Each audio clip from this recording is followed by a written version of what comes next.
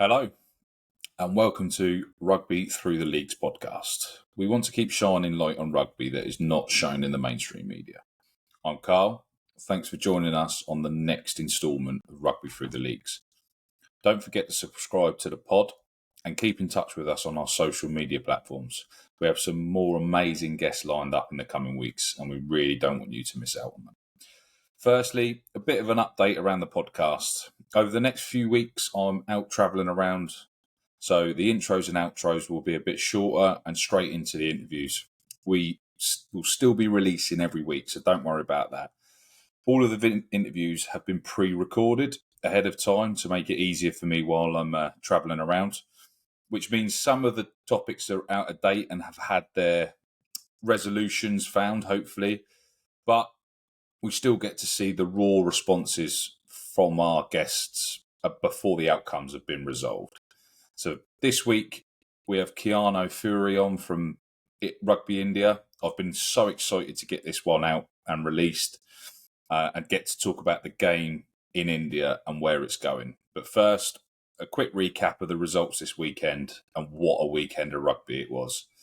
With the Olympic Sevens women's repechage won by China, Olympic Sevens men's repechage won by South Africa, beating Great Britain in the final. England beat Japan with a very lacklustre performance. I think a lot of positives and negatives out of certain parts of that game, but win's a win, so you keep on moving. South Africa obviously put Wales to the sword in the double header with the Barbars then beating Fiji with an exquisite show of flamboyant rugby from both sides. Trinidad managed to beat Guyana 26-3 as well. The UAE gave Malaysia a 62-19 pumping in the Rugby Asia Championships. Hong Kong China also beat South Korea to win the Asia Rugby Championship, gave South Korea a 67-7 pumping. Gloucester Hartbury asserted their dominance with an amazing second half comeback to win the PWR title against Bristol at Sandy Park. The Blues won Super Rugby with a 41-10 victory over the Chiefs. URC finished up with Glasgow beating the Bulls out in Pretoria. Top 14 has a final set up between Toulouse and Bordeaux after Toulouse beat La Rochelle and Bordeaux overcome Stade Francais. So, quick run through there. We've got some amazing games coming up in the coming weeks, and obviously we'll keep in touch with them over our socials rather than doing intros and outros through the pod to make sure that you guys are in touch with everything. But now let's get into the interview with Kiano. It's another belter, great one. Really interesting to see the passion for rugby outside of everywhere else. So let's get into it. It's a great one. Well, this week we have Kiano on from Rugby India. Me and Kiano had a little meeting the other week, didn't we? Had a little sort of catch up, got a bit of a download of the story and the events over there, and absolutely fell in love with the story. Couldn't wait to get him on the pod. We're now finally able to get him on, do the conversation around where his rugby journey started, and also where he is in India at the minute, and the forecast for India rugby to try and hopefully take over the world with Kiano. Is that a fair cop? Yeah, no, that's certainly the mission and the dream, honestly. So thank you so much for your time, mate, for coming on. Could you share your journey? Because I'm originally from South Africa, is that correct? Yes. Firstly, thank you for having me on the pod. It's something I was really looking forward to, and always good to just talk rugby, man. It's the chats that really also off the field that are part of the game too. 100%, yeah. So it's brilliant to get you on, mate. So really appreciate that. Yeah. So I mean, just to start off, so my name's Kiano Fourie. I am 22 years old at the moment, and I am a high performance coach for Rugby India.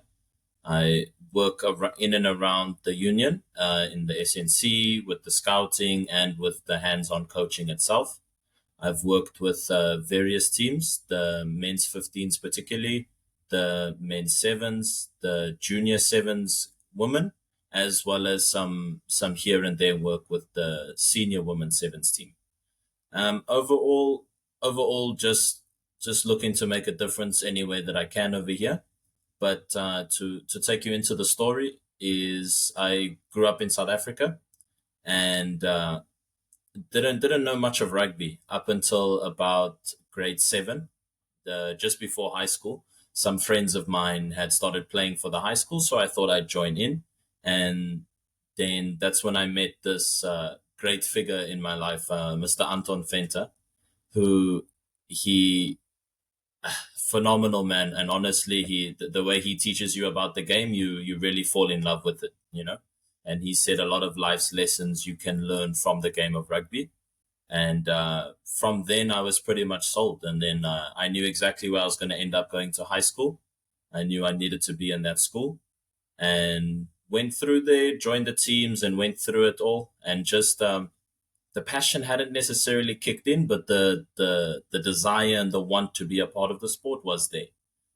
From about year 10, when we started getting into the provincial systems and stuff, and we started going for trials and everything, then the passion naturally like geared up because we started seeing it as potential, as something we could do. Yeah. Going a bit further, then throughout the years, then started playing a bit more, got involved in the club systems, started playing more locally for the school as well as in the clubs with a mix of all the different schools in the area. And then from there on, we just really just enjoyed playing rugby, man, and just trying to take it as far as possible. And then post high school, I had joined. We have a rugby academy in South Africa, a 7 specific rugby academy, SA All Stars, where we basically you join up after school, you get trained up, and then there's opportunities throughout the network worldwide. So from this, essentially from this network, then keeping in mind post when I left school 2019, at 2020, the first year out, it was COVID. So Yeah. we went straight into lockdown, which then proceeded for another 2 years, which kind of put a dampener on the whole experience of like now playing club rugby outside of school and getting Yeah. to see what all of that was like. So the opportunities were scarce, and it was a bit tough to keep the ball rolling, especially with financial situations and everything. You've got to Yeah. At some point you got to start making decisions about what you can do and how you can keep it going and keep the dream alive. And yeah, then 2022 early May, I had been approached by my coach at the time, and he had done some work. He himself is an international coach. He's worked with a couple teams throughout Africa as well as, namely, India for a decent amount of time, about 5-6 years. And he had approached a friend of mine and myself that were in the academy, and he spoke to us about an opportunity to go over to India and coach a state team, Bihar, in Yeah. Patna. So, which was quite the experience, man. As a first timer coming to India, Bihar was certainly a bit of a shock. Just because you really see the dead honest life there. Like Yeah. it's simple, it's cut and dry. You gotta be putting up if you're gonna get anything out. Like you have to definitely put your worth in the game. And Yeah. yeah, so I mean, we came over with no idea what to expect, and then we found the same characteristics. We found a field that we called it at the time within a stadium. We saw the oval shaped ball that we knew, Yeah. and then we knew that there was something that we could get going here. So then Quality. we got into it, and for that tournament, which is their senior junior nationals, where they do selection for the national team essentially. Yeah. Every year, the 28, 29 states of India all put up a team, under 18, boys and girls, and senior men, senior women. They all come to this tournament and they compete it out, about 50, 60 matches a day, just absolutely just going at it. It's quite something to watch. What a spectacle for the game that must be to see.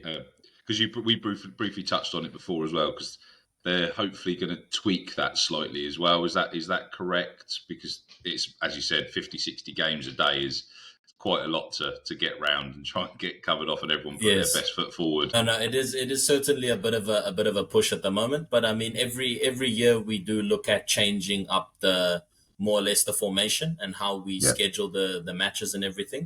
So sometimes we'll spread the tournament across 3 days, or sometimes across 4, sometimes across 2, but with different types of pool settings and everything. So we're trying to find the right combination that can, accommodate so many teams in this one tournament.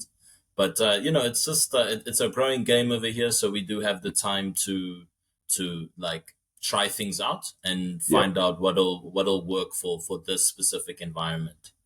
And additionally, we do also have the benefit of a much more condensed and smaller tournament. So from this tournament, the 28 to 29 states that arrive, then post the end of the tournament, there's a top 8 ranking on the senior men's and the senior women's side, who will Yeah. then go on, and they usually end up playing at this tournament locally called the National Games. So the Okay. National Games is somewhat, you could look at it as if it was India's internal Olympics, I would like to say. Okay. Well. Because they put up the top 8 teams from whichever states, Yeah. ranks 1 to 8, and then they all go and hash it out for a week, 2 weeks in whichever state is hosting it at the time. This year, I believe Uttarakhand is hosting it, so it's a state up north. Okay. And last year we were hosted in Goa, which was out to the west, which was a bit more tropical. So you get Yeah. with the moving tournaments and everything, you get to experience all the different climates and settings of India, which is also a whole other conversation.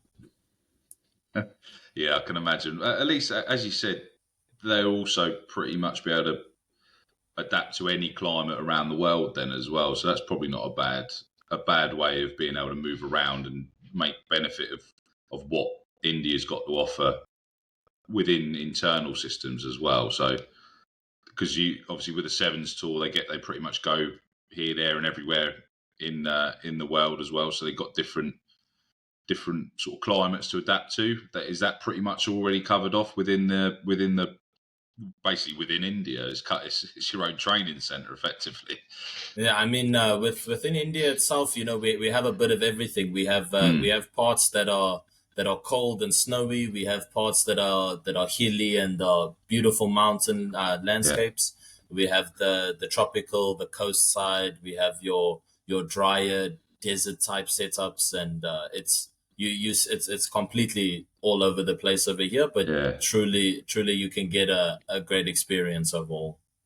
that's amazing. So obviously with the national trials, then does that mean that the international team changes each year? Is there the players that are pretty much there or thereabouts every year? They're in the right team to put themselves in the right shop window, or similar to what the England football team Gareth Southgate said about players are picked on current form rather than who they know and what they knew before. Yeah, to give it to you bluntly and direct, I mean, from the most amount of time that's been, say in the past decade, there has been a great reoccurrence of players that have come into the team. Yeah, Purely, I would like to say because I believe they reached a certain level, yeah, and they best maintained it. And certain centers within India are just better developed in terms of their coaching procedures, or how they look after players and player retention, and all of these factors that put into which teams show up at the tournament every year. yeah, So gradually, as we've seen and heard over the years, the tournament has improved, especially amongst the smaller states, which is yeah, ideally the focus when it comes to the tournament time, because we already know the top 8. We know more or less which teams are going to show up. We know they're prepared. We know they're ready. So now we're looking at seeing which of these teams are now on the smaller side of the setup, which of them are improving. But in terms of the current national team, we are pretty much we're heavily reliant on, say, our states like Odisha, Maharashtra, Haryana, and Delhi. these and as well as West Bengal. These few states seem to make up the general greater percentages of the teams Yeah. selected and that are going abroad and representing the national team. But we would like to see this changing over time. We've seen states like Rajasthan Yeah. has started to bolster with talent, and they've just been coming out of the works there. And we're seeing smaller states as well, like Bangalore, start putting in some interesting players. So it's Goa Oh, as wow. well. So Yeah. it's nice to now see the over time we try to get just a couple new faces into the camps each time, Yeah. and hopefully through that experience and everything, at least they go home with, okay, now I know what the level is I need to be at. So Yeah. when they go home, you're a bit more inspired and you have a bit more of an idea of what is it going to take to hang out with these guys and then hopefully make the team one day and wear that jersey with them. That's amazing. So, what do you think has been the change? Has there been sort of coaches come out from Rugby India, the sport in those different states, etc., or has a bit more money gone into the game in India, which has brought in better coaches for those regions? What's been the change from your opinion? The change, honestly, in my opinion, is I think that the sport itself, once you've experienced it and you've actually been able to take part in it in whatever form, Yeah. whether you're just an official on the day just running up and down with the flag, or if you're actually Yeah. playing the game, or if you get the opportunity to pick up a coaching job, then for a lot of the people, once they experience the sport, then it the rest is all said and done. You know how that goes. So I think that the biggest thing in India is awareness of the sport. Mm. Is we still find it, even after all of this, even after having hosted the Commonwealth in 2010-11, is we still find people don't are unaware of rugby. And so the biggest thing for us at the moment is growing the awareness, because we know for a fact, and you can see it all over the world. Once people see the oval ball, once they touch the ball, once they play, and they've experienced those first few moments of rugby, Yeah. very few people actually turn away from it. So the mission is just to grow the awareness, and we know the rest will come. We know the people who want to be on the coaching side of it will step up. We know the people that want to play will get into what they need to, and then we find all forms of people. Someone just genuinely wants to be a physio because they want to be a Yeah. part of being a physio for the exciting sport of rugby. Yeah. So it's awareness, I would say, and secondly, it's got to be achievement for sure. A lot of the time, from what I've noticed, is here when you bring the medal, you get the attention. Yeah. So the second, I know for a fact, the second we secure that gold medal, that elusive gold medal that we're still chasing, once Yeah. we get that and it makes it into the newspaper, and rugby is seen as a viable option to anybody who may come across that newspaper article, who may find it on the internet or whatever, we Yeah. know that by them knowing that, okay, we've gotten a gold medal, it's a viable option, it is something I can turn into a career, then we'll see all sorts of numbers coming in. You'll see people that want to be coaches because they also might want to get the next gold medal. You'll Yeah. see the players that want to come in because they believe they can help us get the next gold medal, and so on and so forth. Because with a population of what is it, roughly 1.2 billion in Well, India, is that 1.2, 1.4 around there. so not a bad player pool availability? If if you could tap Not into a certain percentage of that, there's a fair few to get at. And is it really promoted in schools? Is it part of the school system in India, or is that something that's the next sort of push for Rugby India? Yeah, I believe the getting it more known as a school sport is definitely within the next few cards, and something we need to look at. Yeah. In terms of, we do have some younger tournaments. We do have our SGIF under 15 tournament. Well, Okay. originally it was under 14, so we had just done touch up until this point, and from next year we'll have under 15s, and it'll be contact. So we're introducing contact a bit sooner, and Right. which will then have effects later down the line. And in terms of the schools, we do have an under 19 tournament that takes place, but it's not necessarily. It's more like, again, it's a thing of awareness. So not many schools are aware that this is a sport that, we can also include along with swimming, cricket, soccer. So Yeah, once we get rugby into those conversations, and rugby is seen as it is a sport, it is something we should have available, and the interest is there from, like, maybe parents asking for the inclusion of the sport, or play yeah, enough people and players and kids knowing about it, then we'll definitely see it get into the schools. But it's a process, and I believe our development team is looking at getting it in the mix of schools and a part of the extramural curriculum. yeah. That's brilliant. So obviously, as you said, the gold medal is a target to try and put rugby in the shop window in India. We discussed briefly the other day. What is the target? Where, because sevens is really good for yourselves at the minute. You've got a really good development system within the sevens, and that's probably where you can potentially hang your flat your hat on at the minute. Is what's the target for the gold medal? Where's that going to come from? The current target for the gold medal is our continental championship, which is the Asia Championship. So we, being in India, we fall under Asia Rugby. Yeah, So we take part in their annual ARST tournament, Asia Rugby Sevens tournament, yeah, which is the second tier in. So you have the ARSS, which is where your Japan, China, Hong Kong, Korea, all of them are competing around up there.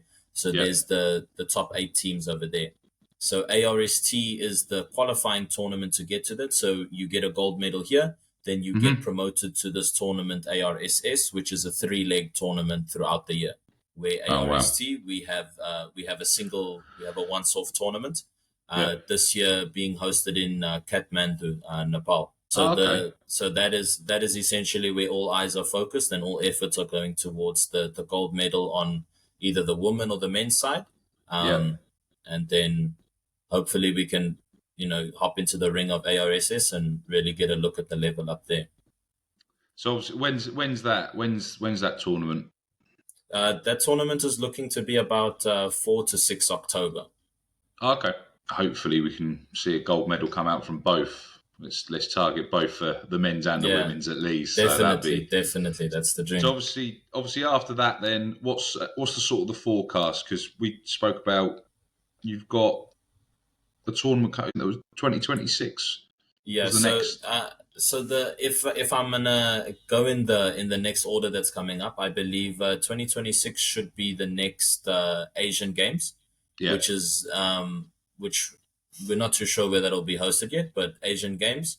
Then you have 2028, which will be, I believe, Los Angeles Olympics. But we're from our belief, I'm not too sure if we're still pushing for that one necessarily. Yeah. Um, then shooting a bit further ahead, we know for a fact that 2036, the Olympics should be coming to India. Wow. So based off of that, we know that, by 2036, you don't want to be the host nation that just gets walked over. So you want to be the host nation where we actually surprise a lot of people, and we already have momentum and awareness abroad about, what, you're coming to a place with a really good team. Yeah. So that's that. The ultimate vision is with the sevens, it being an Olympic sport, is that you want to be at the Olympics. That's the entire point of having that dream. Is Yeah. you want to get to that tournament, you want to get to those games, and you want to experience that environment. So we have a lot of athletes, from India that already compete in the Olympics. So Yeah. for us, it's just from the sevens perspective. We just want to see our men and women in those jerseys at the Olympics with the rings. On their home turf as well. That'll Yeah. be absolutely phenomenal to see. So sevens has a sort of a glide path planned out for it in India. What's the 15s game look like?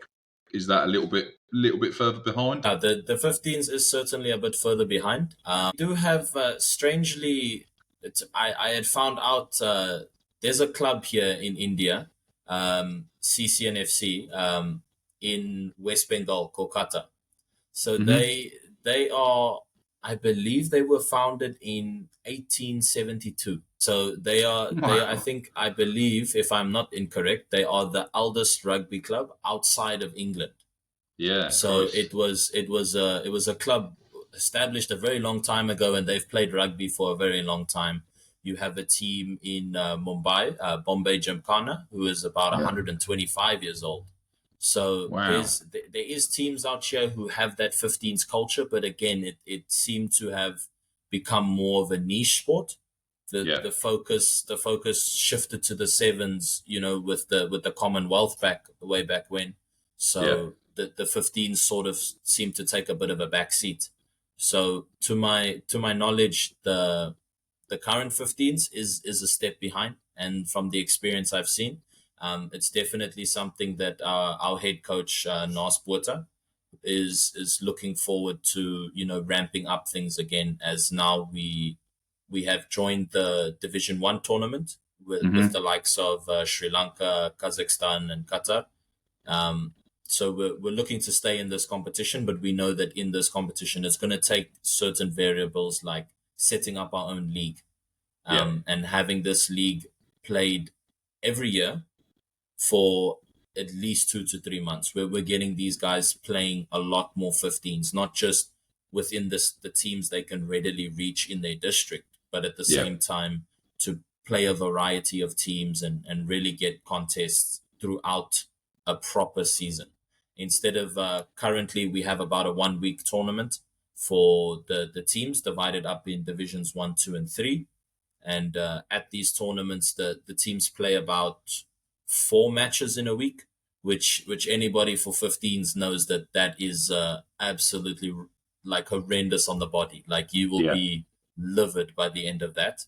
So we are looking at changing the format, but again, it's a learning process, and I think Progress. that, Yeah. with time, and with a bit more energy, because 15s as well is not an Olympic sport. Hmm. Therefore, we don't necessarily get government funding for it. So the Right. 15s we have to fund entirely on our own as the federation, which can be a very costly endeavor.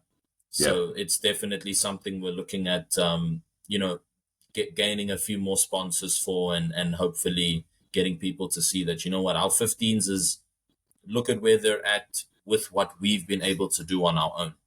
Mm. So if we had a bit more support in terms of our 15s, or we were able to set up certain structures, Yeah. then we won't have the same answers of, look, we only had a 3 week camp following a 1 week tournament for selection. Then it Yeah. becomes we've seen these players throughout a season. Then we took them into a camp. Now we're at your tournament. So we know we're ready. So Yeah. that changes the entire conversation about the 15s. Yeah. Because as you mentioned the other day that they've got sort of mini leagues within their own sort of states. Is that correct? And then they obviously all sort of convene for that state state tournament at the end, which 4 games in a week for 15. I doubt there's many props that survive that. They must have a whole list of props just queued up, ready to come on to play the next Yeah, game. no. So yeah, so within the states themselves, these clubs will play it out for however many games they seem to organize within their own. Again, it seems to be completely left up to the clubs themselves, Yeah. who are running their internal systems. So Right. you'll have, to give you an example, like CCFC and Kolkata will play against Jungle Crows and Harlequins, Right. the two other teams there, and then they'll play in the Calcutta Cup. Actually, funny enough, is Yeah. they had shown us the trophy that they have there, and then they Right. walked us through the history of the connection between there and the UK. Yeah.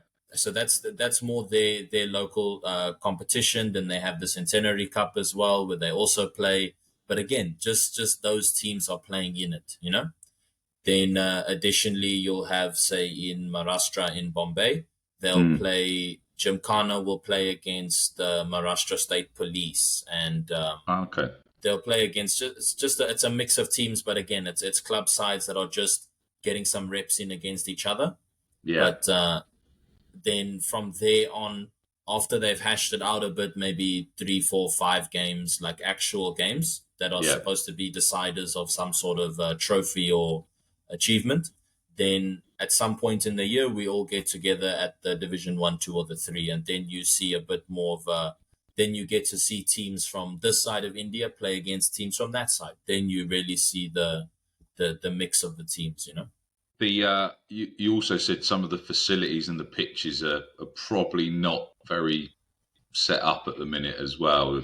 You made a little anecdote the other day that when you managed to teach the sevens how to dive for a try, because most of them have got used to just dotting the ball down rather than diving down on certain pitches.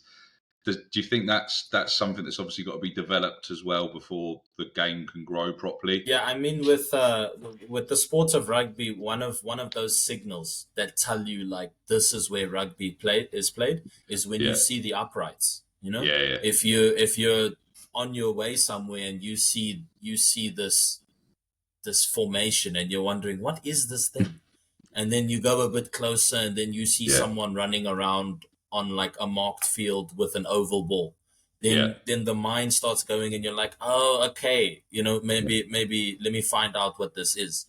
So the biggest thing in terms another side of growing the game is establishing centers and establishing places where this is for rugby. It's a yeah, it's a bit of a statement, to have the uprights, and for a couple of the states and districts and the different villages and stuff, it's a very different reality where you're playing on sand, or you've made your own uprights from some wood that you found laying around, and then at the least you may have a rugby ball. So for a lot of oh, them, a harsh reality is that they don't have necessarily the same facilities that most people may take for granted anywhere else in the world. For a lot of them, when they go abroad and they see the some of the stadiums we get to play at, is the yeah, first time you see them actually like you see them experience and like feel that actual energy and that vibe that comes from rugby, because you're in that environment. So it's not, you didn't run a camp with soccer posts and then you saw uprights. You yeah. knew that this field, this stadium, the intention here is rugby. So I would say I would definitely look forward to seeing, more uprights put up all over the place, Yeah. and see the sport grow and see designated places for the sport to grow. That's the thing. It's when you see little kids are kicking, they're kicking for the posts all the time, and then that's the engagement, and that's the bit that will help the game develop over there. So obviously, you just mentioned on there, some of them haven't got balls to play with. Do they? How do they adapt that? Do they just do as what they can? They've obviously got the bug for the game, and they're trying to adapt it. It's just how can you replicate that ovalness as well? Do you know what I mean? That's a hell of a lot of tape if it is anything. Yeah, What? it could. I haven't had too much experience of more in the district and the village setups as well. Yeah, I've more just worked in the state environment where we know that we tell them in terms of an equipment list, these are certain things that we need, and yeah, they themselves are also aware of this. At the smaller, from my understanding, like in the districts and stuff, you know of, there's maybe one guy who he's running his academy, and he yeah. knows that, what, I need rugby balls. So this is probably one of the first things that he buys, and then eventually he works up and he'll get some cones, and then he'll maybe get a ball bag, and then he'll get himself Wow. a whistle, and so it's more of a thing of the the ball. They get the ball. Once you Yeah, have the ball, then the whatever rest of it ground we're goes. working with, wherever we are, wherever we may be, we're gonna make it work. We're Yeah, gonna get the basics of rugby down, and then we're gonna get things going. yeah. That's amazing. So obviously, Olympics 2036 then is the big target. What's potentially the target for the 15s? Are they going to sort of say another 4 to 8 years after that, or can you see that accelerating the catch up with the sevens within that time period as well? The 15s, realistically, I want to say and take it back to the establishment of our league system. Once we have the league system, and I would say within about 2 to 3 years, when we become a real contender in Asia, Yeah. then because ultimately we have to first look around us, and we have to say, you know what, we have to be able to take shots and know the people around us. So Yeah. take on the likes of Sri Lanka, who are a well recognized side in terms of their rugby. Then Yeah. we know, you know what, we need to be able to square up and get into a match with China 15s and Japan 15s and whoever, UAE, the UAE, Hong Kong, Malaysia. These are all very good 15 sides Yeah. within our competition. But we need to first square up against these guys and get a couple wins and a couple losses under the belt against them. Yeah. Learn a couple lessons. So in terms of the timeline, I wouldn't be able to give you No. an exact number, but I could definitely say that it looks like we need to get face to face with a couple of these people. We grow from experience. Yeah. Anybody that knows is, you can train as much as you want and you can put as much hours in the gym as you want, but the biggest place that you learn those lessons is in a match. Yeah. It's in those 80 minutes. By the end of it, you're like, okay, cool. So this is actually what it feels like to have genuine pressure coming at me. And then Yeah. to know that, Malaysia plays like this, Hong Kong plays like this, Japan plays like this. Once you start experiencing this variety of styles of play and everything, Yeah. then you start to see the players really, really come a bit together. You see your system develop and further. So the biggest thing is, I would say the target now is not necessarily a specific competition or year, but Yeah. it's definitely experience is going to be our biggest target now, is to get these guys repped out and playing as Game many games time. as they can. Yeah. Just build up the hours. So the 15s then, do they have a brand of rugby that they've already got in place? What could you compare the way that they play rugby to at the minute? Have they free flowing rugby, or is it still let's just go through the processes, or have you got some players that could probably stand out in a sort of other regions, shall we say? In terms of how they play, it's actually it's a very interesting question, because what you find throughout India is geographically, there's Okay. physically, the players are built very, very different. Like the type of people you come across is very different. So if you're playing, if you're a team from the eastern side, so Yeah. you're from an Odisha or a West Bengal, they tend to be a little bit smaller but a lot faster. So Okay. from them, you'll see a bit more of a dynamic game. You're going to see the ball making it side to side. It's going out to the wing, Yeah. with a couple carries if they do have the big boys available. But more so, they're playing, I want to say, with a bit more flair. You know, Yeah. there's a higher level of skill, a lot less like crash and bash. Yeah. Then if you're looking at the northwestern side, you start seeing that more physical game come in, because these are the taller, larger, physical makeup like people of India. So Yeah. you see this variety within the different regions, and then when we put them in a team together, then obviously the way that they play comes down to the however the coach has seen that, what this is with the team, with the players we have, this is how he believes we should play.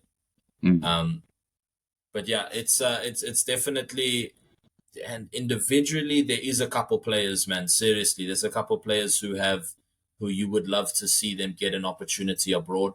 You Yeah. would love to just hear about them, hop into this tournament and see, how do you do, go and experience a tournament in Europe and see what it's like playing with a Swede and a guy from Amsterdam and someone Yeah. from Germany, because again, experience. So for a couple of them, there is two, three, four guys I could say would definitely, even on the women's side as well. There's some really good female players who I believe would do great in a European league, and just Yeah. to get a chance there.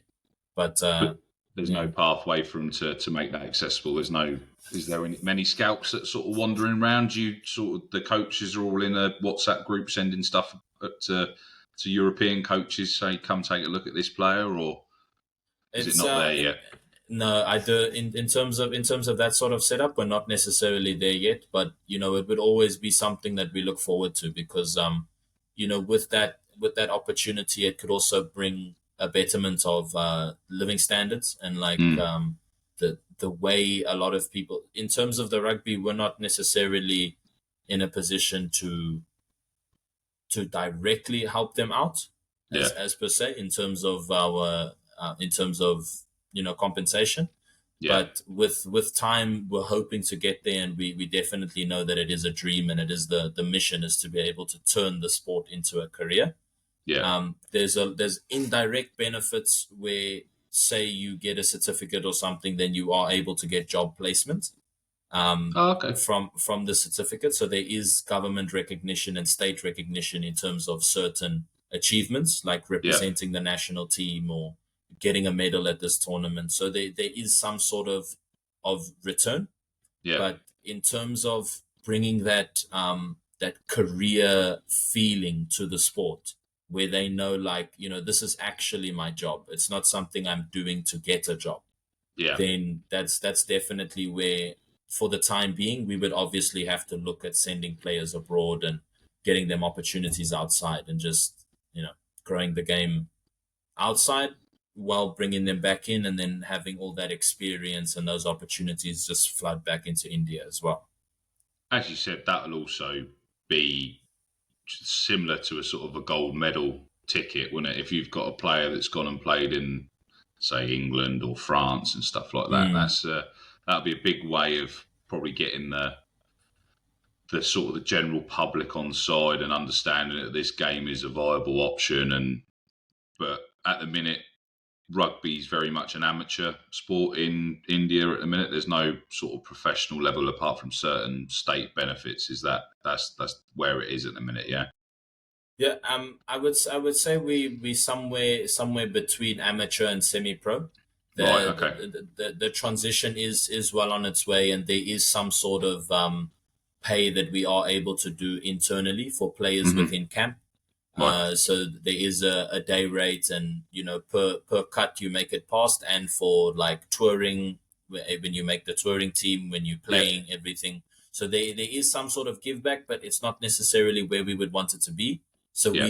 we don't technically look at it as if we're really giving them something sustainable, because on a month to month basis outside of the camps, that may not be there. Yeah.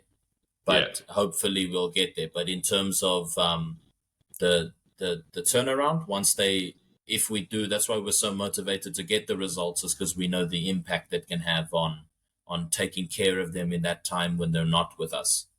um Yeah. and yeah, namely, actually, as you mentioned, so we did have a player who, I believe he's played in the UK, and he played in Japan a bit for Sangalayath. So he was the one guy that did make it out, and he definitely got some opportunity abroad. Rishi, I still need to look into him a bit more and learn a bit about him, but Yeah. I do know we had a guy who definitely got out and Oh played a wow. bit around. Did he has he made it back to sort of come and spread the word, or is he still out on his own journey separately at the minute? I think he's still out on his own journey, honestly. Fair play.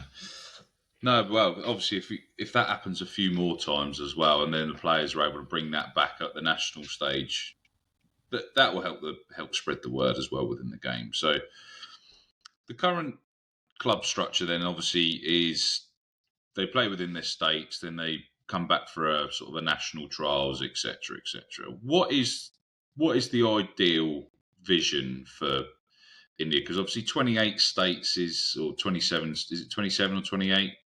28, 29. It's 28.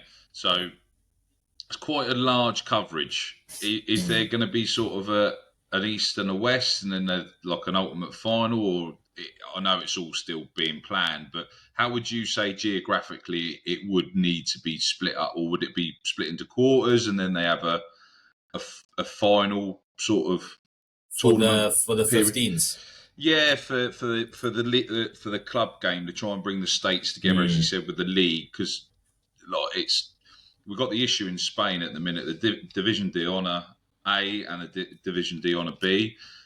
The the teams in the Division de Honor B don't want to. I think it's 15 or 16 teams within that league process. At least 12 or 13 of them have turned around to the federation and said, we don't want to be promoted to Division D on A, even if we Oh, win the wow. league, because of the travel in between a lot of it at the minute. Like, I live down near Alicante.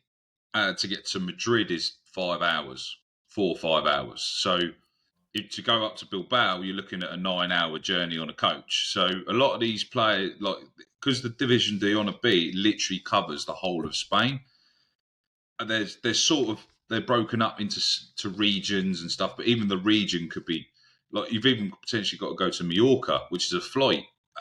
You've got other teams that are all sort of dotted around, so it's not very well structured. They're also looking at restructuring as well. And the last thing on a new system within India, the last thing you want to probably do is the person, like the furthest south has to fly to the furthest north to play, Yeah. because, as you said, the funding's not going to be there to support that.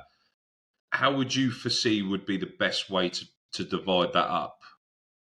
So off of conversation, so yeah, I view him as a bit of a mentor. Nasport, the head coach, Yeah, he was going rampant the whole camp on this Division One yeah, preparations about, the next steps and how we need to do this. And from the conversations we got to north, south, west, east, and central, yeah, and then also potentially with an additional team depending on if need be, but mainly with those 5 regions, and then having them all, hash it out in the so they'll do their own internal games and right, make selection for the central, like, provincial team, and then the okay, northern, the regional team, and the southern and the western and the eastern, and then from there, so we're looking at having those tiers evolve on its way to the national team, yeah, instead of having it go from where you're a club player and then next thing you're in a national camp, and then next thing you have the jersey on and the flag and you're overseas. yeah, So it's just about filling those in between gaps, and getting us to a point where we have, you have your district tournaments going on, you have yeah, your involved with the club setups and everything. From those tournaments itself, selection is done for the regional team. The yeah. regional teams all hash it out, and then from then as well, from the regional teams, then we're making the national selection. Then we know we've had a bit of a filtration system, Yeah, yeah. then it's not necessarily just selection done off of 3 weeks of tournaments, and then we Yeah. say, you know what, this should be enough. So that would be a little bit similar to sort of where Wales and Ireland are with their provinces and regions and stuff. So you'd obviously have a central. There'd be 4 sort of franchises potentially if they wanted to look at putting sponsorship around them. How would you? What region would you reckon would probably be the strongest if they divided it up into the central, sort of east, west, north, Uh, south? Again, I love that question. I'm telling you, it's something I plan, that I know I need to do at some point, or at least investigate. I don't Yeah, know how, but you have to experience it for yourself. But geographically, the physical makeup, it's undeniable. yeah, Everybody, like, you see a bit of a mix here and there, like you see somewhat, but genuinely, you can see some distinctive, like, features and makeups of different people from the region. So yeah, if I have to pick a region that I more so think is going to be stronger, I'm going northern region. It's yeah, if you're looking at Delhi, Haryana, Punjab, if you're yeah. looking up there, you're gonna find size. You're gonna find a mix of speed, well built individuals. And a lot of them are, like, extremely physical, extremely strong. It's definitely north for me in that situation. Wow. But at the same time, Yeah, my secondary team is going to be the East, because yeah, the East is then those faster, smaller guys who are definitely going to give those big boys a bit of a challenge, if it comes yeah, down to, when they're defensively, the big boys yeah, are going to have to work a bit harder to grab these smaller, yeah, yeah. shifty guys. Wow, that sounds like it could turn out to be probably one of the best division, like the regional team setup by the Mm. sound of it. Because there's a lot of teams that obviously it's not quite worked in Wales. Obviously, it lost a lot of the stalwarts. Obviously, that were like, "This is my club. I don't want to follow it." And then the regions have obviously had to fund themselves. But as you say, if there's like a natural geographical markup of what players are going to sort of show, that'll be that sounds like that could turn out to be quite an impressive way it's divided up as well. So what's the sort of the average travel time for that though? That would be still quite sizable. What's like how long would it take to get from North to South India? So to give you an example, say you're a flight from Kolkata to Thailand is Yeah. faster than a flight from Kolkata to Mumbai. Right. So Okay.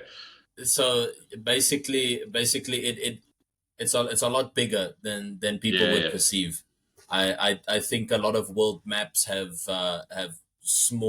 like made them a lot smaller. Yeah. But when you're here and you experience and you actually see the reach and you see how it takes to get from one side to another, you're looking at about, say, to give you an example, most recently, so my flight from Delhi back here to Odisha. So Delhi is up north and here I'm about east.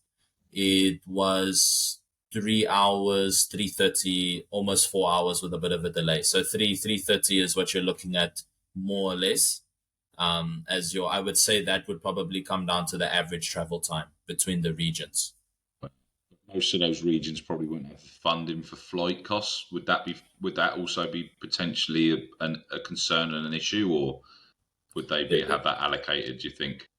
I would say I think it comes down to how we put it together. I think Yeah. with the whole regional setup, now you're looking at states combining Yeah. resources. So Okay. then, because now you know that, okay, cool. So yes, we have our internal. So we have our state tournaments where the clubs are hashing it out. Yeah. But now within the state, we need to select the best of the best, and we need to now put them into the camp to make selection for the regional team.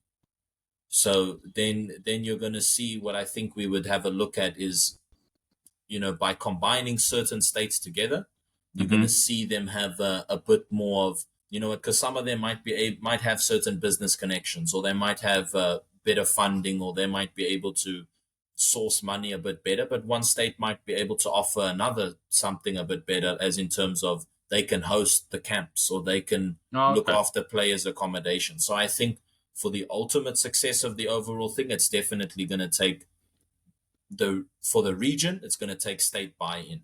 If you Yeah. get the states working together and you have if you have Delhi, Haryana, and Punjab all on the same page saying, look, now we've hashed it out internally.